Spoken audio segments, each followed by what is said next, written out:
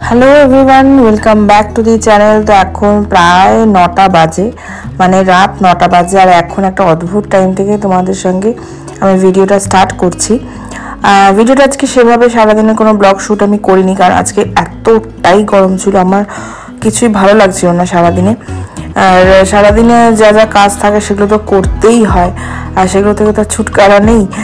তাই জন্য ভাবলাম এবেলা একটু তরকারি করছি, সেটা তোমাদের সঙ্গে শেয়ার করা যায়। এটা খুব সিম্পল একটা তরকারি, আর একটা ক্লিনিং করবো রাত্রেবেলা, আর সেটাও তোমাদের সঙ্গে শেয়ার করছি। আগে তরকারিটার কথা বলে নিই।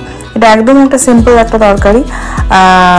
এটা মেনলি আলু চোখা, মানে আলুর চচ্চড়ি যেটা সেটাই, কিন্তু এটা তুমি পনির দিয়েও করে খেতে পারো, তোমরা খুব ভালো লাগবে। আমি এর আগে একবার ট্রাই করেছি, আজকে যেহেতু বাবা পনির নিয়ে এসছে এবেলায়, তাই জন্য পনিরটার সঙ্গে ওইটাই ভাবলাম করবো। মানে একদম সিম্পল রেসিপি। আর কালকে যেহেতু মাদের ওখানে নেমন্তন্ন রয়েছে, মাদের বিবাহবার্ষিকী, তাই জন্য সেরকম আর কিছু সবজি আর বাজার করেনি, শুধু পনিরটাই এনেছে রাতেবেলার জন্য। তো পনিরটা আমি একদম হালকা, মানে না ভাজলেই নয়, মানে একদম হালকা একটু টস করে নিয়েছি, আর কিছুই না, একদম কড়া ভাজা করিনি। আর আলুটাকে এরকম ছোট ছোট কিউব করে কেটে নিয়েছি।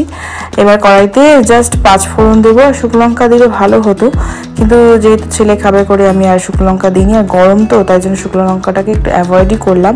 আর সবচেয়ে বড় কথা তো শুকনো লঙ্কা বাড়িতে নেই, এটাই মেনলি কারণ না দেওয়ার। তো যাই হোক, ফোড়নটা দেওয়ার পরে আমি আলুটা এরকম করে একটু ভেজে নেবো ঢাকা দিয়ে, আর তারপরে নেক্সট প্রসেসটা তোমাদের সঙ্গে শেয়ার করছি। আর এদিকে সন্ধ্যা থেকে ছেলে এখানে হুজ্জুতি করেছে। আজকে ছেলের সন্ধ্যা থেকে কিছু পড়তে টড়তেও বসেনি। আজকে আমার ওকে বিকালে নিয়েও যাওয়া হয়নি মাঠে, কারণ বললাম না আজকে এতটাই গরম, না আজকে একটু ভালো লাগছিল না।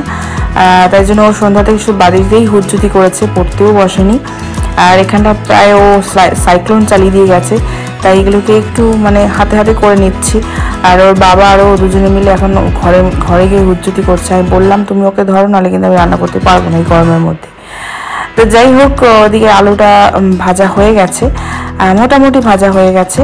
ঢাকা দিয়ে করছি, তাহলে তাড়াতাড়ি হবে, আলুটা সেদ্ধও হয়ে যাবে।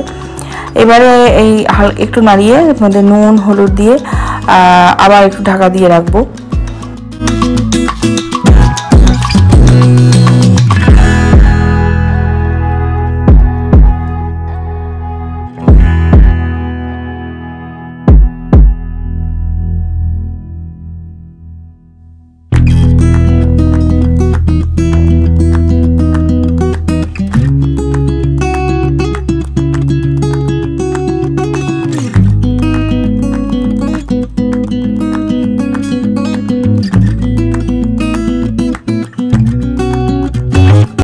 আলুটা মোটামুটি ভাজা হয়ে গেছে। এবার এটাকে জল দিয়ে আর একটুখানি চিনি দেবো, আর এটাকে ঢাকা দিয়ে আবার আলুটাকে সেদ্ধ হতে দিয়ে রাখবো।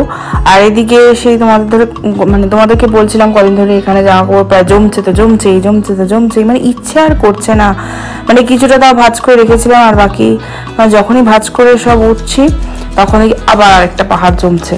তো আজকে ফাইনালি ডিসিশন নিয়ে নিয়েছি, আজকে যাই হোক, মরি বাঁচি যাই করি না কেন, আজকে এগুলো আমি তুলবই। আমার বড় বিরক্ত লাগে খাটের মধ্যে কিছু থাকলে, কিন্তু কিছু করার থাকে না, শরীরে দেয় না, তাই জন্য মাঝে মাঝে রেখে দিই। তো সেগুলোই এখন ভাজ করে সব তুলছি।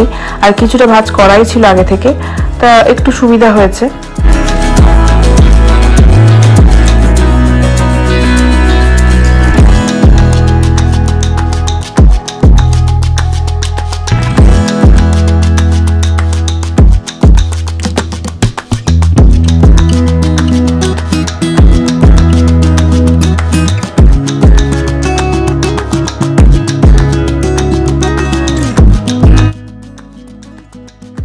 ওদিকে আলুটা সেদ্ধ হয়ে গেছে, আর আমি পনিরটা দিয়ে আর একটুখানি জল লাগতো, জল দিয়ে আর উপর দিয়ে কাঁচা লঙ্কা দিয়ে দিয়েছি, দিয়ে আবার এবার আর ঢাকা দিইনি, কারণ আলুটা মোটামুটি সেদ্ধ হয়েই গেছে বলতে পারো।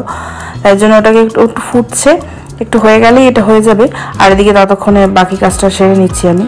এই যে দেখো, কাঁচা লঙ্কা দেওয়াও হয়ে গেছিলো, সেটা আমার কোনো কারণে ফোনটা অফ হয়ে গেছে ভিডিওটা, তো সেটা শ্যুট করা আর হয়নি।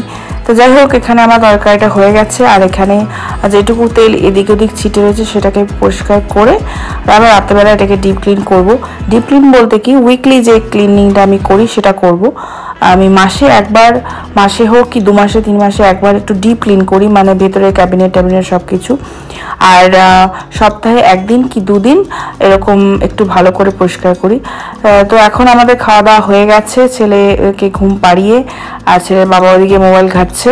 আমি বললাম তুমি একটুখানি ওর সঙ্গে থাকো আর আমি ততক্ষণ এই কাজটা করে নিই। তো এখানে যে বাসনগুলো ছিল সেটাকে প্রথমে নিচে রাখবো, তারপরে এখানে শুরু হবে আমার যুদ্ধ ইন দ্য সেন্স, মানে এখানে একটুখানি যেহেতু তেল কাজটা হয়ে থাকে উপরে ক্যাবিনেটগুলো, নিচে ক্যাবিনেটটা আজকে করবো না। তোমাদেরকে আগেও বলেছি যে আমি একটু একটু করে করি, সব একবারে করা সম্ভব হয়ে ওঠে না, তাই জন্য একটু একটু করে, যা গরম পড়ছে না এত কাজ করা সম্ভব না সত্যি। আর একটু একটু করে কাজ করি, আবার একটু করে ফ্যানের তলায় দাঁড়াই। তো যাই হোক, এখন এইটা করব, আবার কিছুদিন পরে আবার নিচটা করব, এরকম করে করে আমি কাজটা শেষ করব।